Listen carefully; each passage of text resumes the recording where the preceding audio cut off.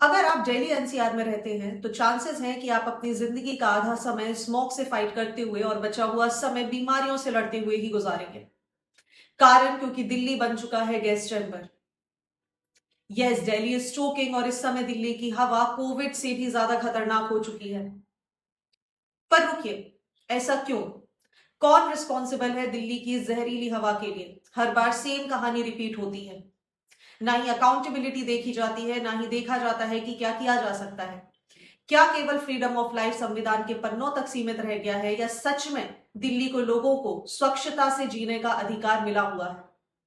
ये सारी बातें हम डिस्कस करेंगे आज के इस वीडियो में। अंत तक जरूर बने रहिएगा क्योंकि जो मैं डिस्कस करने वाली हूं वो दिल्ली के प्रत्येक व्यक्ति के लिए बहुत ही ज्यादा महत्वपूर्ण है।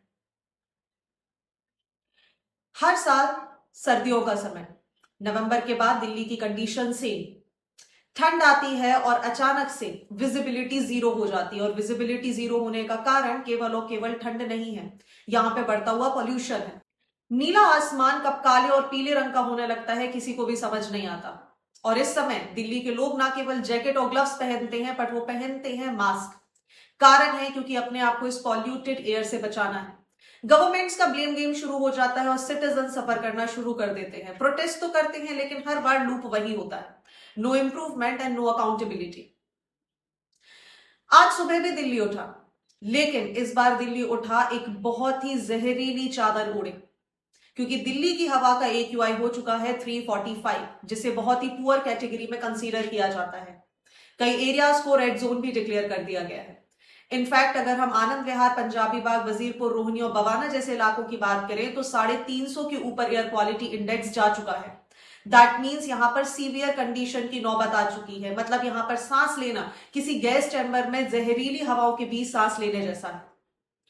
अब सवाल ये उठता है कि आखिर ये AQI क्या होता है?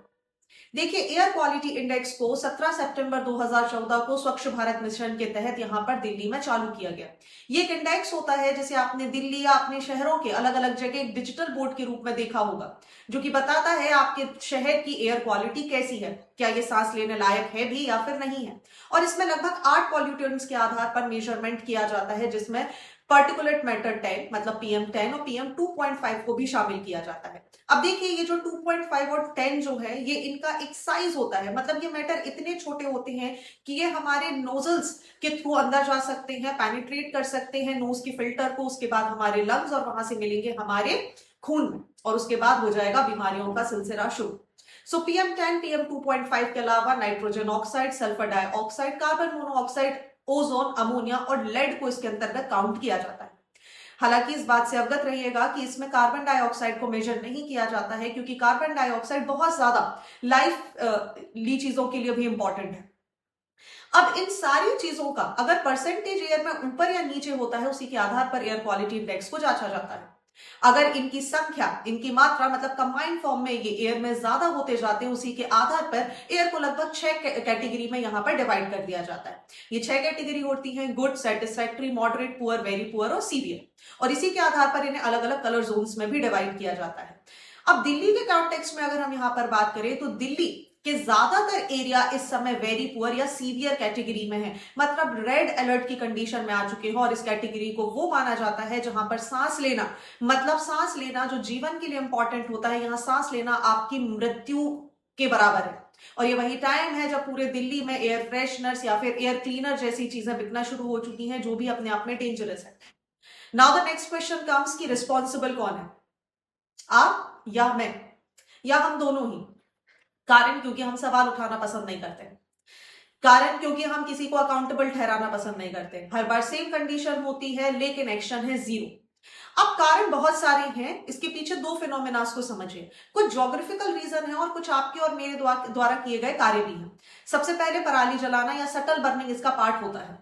साथ ही साथ गाड़ियों से निकलने वाले जहरीले धुएं, कंस्ट्रक्शन की डस्ट या फिर इंडस्ट्रियल पॉल्यूशन, ये सभी कुछ इसके लिए रिस्पॉन्सिबल है। इसके अलावा फायर क्रैकर्स जो कि नवंबर से लेकर जनवरी तक लगातार हमें देखने के लिए मिलते हैं वो, साथ ही साथ म्युनिसिपल जो अपना वेस्ट यहां पर जलाती है, अंडरग्राउंड वेस्ट, वो भी इसका कारण बन जाता है। और साथ ही 20 मिलियन की आबादी वाला दिल्ली लोगों का भार नहीं उठा पा रहा है। कारण क्योंकि जितने ज्यादा लोग उतनी ही ज्यादा कारें और उतने ही ज्यादा व्हीकल्स। जितने ज्यादा व्हीकल्स उतना ही ज्यादा डस्ट का यहाँ पर पोल्यूशन होना, और उसी पोल्यूशन के कारण ये जो लेवल है AQI का इसका लगातार बढ़ते जाना। मतलब दिल्ली की हवा इस समय किसी फैक्ट्री, मतलब एक फैक्ट्री में जितना पोल्यूशन नहीं होता है शायद उससे भी ज्यादा जहरीली बन चुकी है, उतनी ही जहरीली हवाएं दिल्ली प्रोड्यूस कर रही है। अब दूसरे कारण को समझिए जिसमें आपका और मेरा कोई रोल नहीं हो सकता। हम बात कर रहे हैं ज्योग्राफिकल फिनोमेनास की और वेदर फिनोमेनास की, क्योंकि दिल्ली की कंडीशन को और बढ़ाने के लिए ये भी रिस्पॉन्सिबल है। देखिए दिल्ली का ज्योग्राफिकल डिसएडवांटेज समझ लीजिए। दिल्ली गेंजेटिक प्लेन्स में बना हुआ है और एक बाउल शेप में लैंडलॉक्ड एरिया है, मतलब इसके चारों तरफ केवल और केवल लैंड एरियाज आपको देखने के लिए मिलेंगे। अब दिल्ली का हिमालयन बेल्ट और उसका नॉर्थ में सिचुएटेड होना दोनों ही कहीं ना कहीं उसको बहुत ज्यादा ठंडा बनाते हैं, क्योंकि जितनी आसपास हिल्स होंगी वो जगह उतनी ही ज्यादा ठंडी होगी। ये बेसिक ज्योग्राफी का कॉन्सेप्ट होता है। अब विंटर्स में एयर फ्रीज हो जाती है, मतलब ठंडी हो जाती है, और जितनी ज्यादा ठंडी हवाएं होती हैं उनका मूवमेंट उतना ही कम हो जाता है, कारण क्योंकि हवा यहाँ पर भारी हो जाती है, और जब भी कोई चीज भारी हो जाती है तो वो राइज नहीं कर सकती बल्कि वो सरफेस के आसपास ही घूमती रहती है। दैट मीन्स अब सरफेस के पास जितना भी पॉल्यूशन यहाँ पर जमा हुआ था, जितनी स्मोक डस्ट गैसेज यहाँ पर जमा हुई थी, ये सब कुछ ग्राउंड के आसपास अर्थात इस हवा में स्टक हो जाता है। धीरे धीरे ये सब कुछ अक्यूमुलेट होना शुरू हो जाता है और इसी की वजह से एयर क्वालिटी भी रिड्यूस होने लगती है। अब ऐसी ही कंडीशन को और समझ लीजिए कि नॉर्थ वेस्ट से कुछ हवाएं चलकर आती हैं जो कि सिंध और अफगानिस्तान के एरिया को क्रॉस करती है। अब सिंध और अफगानिस्तान जो अपने आप में रेतीले एरियाज है, यहां से जब हवाएं आती हैं तो अपने साथ बहुत ज्यादा डस्ट पार्टिकल्स भी लेकर आती हैं। अब ऊपर बैठा हुआ है हिमालय, नीचे हमारी हवाएं ठंडी हो चुकी हैं। ऐसे में जब ये डस्ट पार्टिकल दिल्ली में एंटर करते हैं तो ये दिल्ली की हवा में समा जाते हैं, क्योंकि पहली बात तो हिमालय इन्हें आगे नहीं जाने देता, और दूसरी बात ये ठंडी भारी हवा इनको यहीं पर रोक लेती है, मतलब एस्केप प्लान कैंसिल हो चुका है। अब साथ ही बनता है यहां पर low air inversion. Air inversion basically temperature का इन्वर्जन एक नॉर्मल कॉन्सेप्ट होता है। एक लेयर होती है एटमॉस्फेयर में जहां पर टेम्परेचर इंक्रीज होता जाता है with height, which is opposite what is usually happens here. In normal condition basically what happens कि जैसे ही एयर टेम्परेचर डिक्रीज होता है जैसे जैसे हाइट बढ़ती है, लेकिन इन्वर्जन की कैटेगरी में हाइट के साथ साथ टेम्परेचर बढ़ता जाता है, मतलब ऊपर गर्म हवा और नीचे ठंडी हवा, और इसी के कारण हवा एस्केप नहीं कर पाती हैं और ये पूरी तरीके से हमारे आसपास रह जाती हैं, और इसी से बनता है धुंध और वो काला सा धुआं जो आप और हम यहाँ पर देखते हैं। तो ये केवल और केवल कोई जहरीली हवा नहीं है, ये है स्लो पॉइजन जो धीरे धीरे आपको और हमें खा जा रहा है।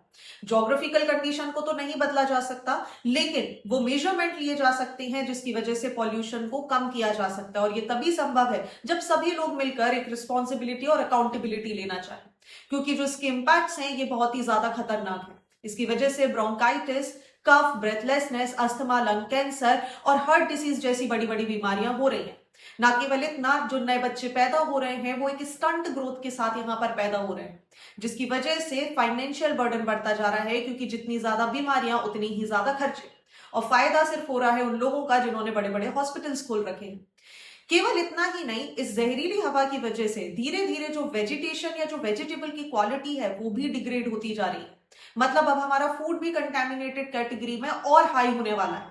इसी के साथ साथ नाइट्रोजन ऑक्साइड जिस तरीके से एनवायरनमेंट में बढ़ रही है, इसके कारण वाटर पोल्यूशन भी होगा, मतलब अब हमारी लड़ाई केवल और केवल दिल्ली के एयर पोल्यूशन से नहीं रह जाएगी अकेले, बल्कि हमें वाटर पोल्यूशन से भी फाइट करनी पड़ेगी, और नॉइज पोल्यूशन से तो हम सभी सफर कर ही रहे हैं। इमेजिन करिए कि हाल ही में पैदा हुए बच्चे एक पॉइजनस एयर को अपनी फर्स्ट ब्रेथ के रूप में ले रहे हैं। So are we seriously okay letting our children breathe this? क्योंकि बदलाव तो लाया जा सकता है। हर साल लाखों करोड़ों रुपए फंड्स के नाम पर खर्च किए जाते हैं, लेकिन कोई फायदा नहीं निकलता। और ऐसा नहीं है कि किसी दूसरी सिटी या शहर ने या किसी देश ने ऐसा बदलाव नहीं लाया। हम चाइना के बीजिंग शहर के बारे में बात करें, जिसे smog capital of the world के नाम से जाना जाता था, आज उसकी तस्वीर पूरी तरीके से बदल चुकी है। यहां नीला आसमान लोग देख पा रहे हैं। कारण था क्योंकि लोग भी यहां पर रिस्पॉन्सिबिलिटी के साथ आगे बढ़े और गवर्नमेंट ने भी अकाउंटेबिलिटी के साथ काम किया। चलिए समझते हैं चाइना के उस मॉडल को, उस प्लान को जिसने चाइना की तस्वीर बदल दी, और हो सकता है ये दिल्ली की तस्वीर बदलने में भी मददगार साबित हो। देखिए, चाइना ने लगभग 100 बिलियन यूएसडी डॉलर का इन्वेस्टमेंट किया अपने क्लीन एनर्जी प्रोजेक्ट्स में और इसका नाम रखा गया क्लीन अप मिशन। इसके अंतर्गत चाइना ने जितने भी पुराने व्हीकल्स थे उन पर कंप्लीट बैन लगा दिया गया। साथ ही साथ जितनी ज्यादा पॉल्यूशन करने वाली इंडस्ट्रीज थी उनको या तो बंद कर दिया गया या शहर के बाहर ऐसी जगह स्थापित किया गया जहां पर आसपास प्लांटेशन ज्यादा मात्रा में किया गया। साथ ही साथ चाइना ने अपने स्टील और आयरन के प्रोडक्शन को कम कर दिया, जिसकी वजह से पॉल्यूशन सबसे ज्यादा हो रहा था। इसी के साथ साथ चाइना ने लगभग 35 बिलियन ट्रीज को प्लांट किया अपनी 12 से भी ज्यादा प्रोविंस में, जिसकी वजह से एयर क्वालिटी तो इंप्रूव हुई, साथ ही साथ आसपास का पूरा एनवायरनमेंट भी हरा भरा हो गया। और सबसे इंपॉर्टेंट काम जो यहां पर किया गया वो कोल से नेचुरल गैस की तरफ शिफ्ट किया गया। और रिजल्ट ये है कि बीजिंग आज 100 से भी ज्यादा साफ दिन देख लेता है। बीजिंग में आज की डेट में आसमान नीला ही है, दिल्ली की तरह पीला या फिर काला नहीं हो चुका है। इंपॉर्टेंट है कि सॉल्यूशन तो है, इससे हमें समझ आता है कि सॉल्यूशन तो है क्योंकि चाइना भी भारत ही जितना पॉपुलस कंट्री है, लेकिन विल पावर चाहिए, ब्लेम गेम नहीं। कारण इतना है कि ऑड इवन करने से कुछ नहीं हो जाएगा, हमें लॉन्ग टर्म इंप्लीकेशंस पर काम करना होगा। क्लाउड सीडिंग भी करने की रिसेंटली कोशिश की गई बट वो भी नाकाम रही, लेकिन वो एक टेम्परेरी सॉल्यूशन है। बात हो रही है एक परमानेंट सॉल्यूशन की जो कि दिल्ली को इन सारी चीजों से आजादी दिला सके। और परमानेंट सॉल्यूशन यही बोलता है कि गवर्नमेंट को अकाउंटेबिलिटी लेनी होगी, लेकिन उसके साथ ही साथ आम जनता यानी आपको और हमें भी अकाउंटेबिलिटी लेनी होगी। We also have to be responsible, क्योंकि अगर हम चाहते हैं कि ये हवा साफ हो जाए। So if you seriously care for your lungs, for your kids' future, your city, share this video. Comment below should Delhi adopt China's model या फिर हमें खुद का ही कोई मॉडल यहां पर बनाने की जरूरत है। And subscribe because we raise real issues, not noise. Delhi doesn't need sympathy. Delhi needs action. Delhi needs us और जरूरी है कि इसके लिए बहुत ही बढ़ चढ़कर काम किया जाए, क्योंकि ये पॉल्यूशन जिस तरीके से बढ़ रहा है ये केवल ब्लेम गेम से खत्म नहीं होगा, इसके लिए एक अकाउंटेबिलिटी और रिस्पॉन्सिबिलिटी की जरूरत है। Do like, share and subscribe my channel गली से ग्लोबल।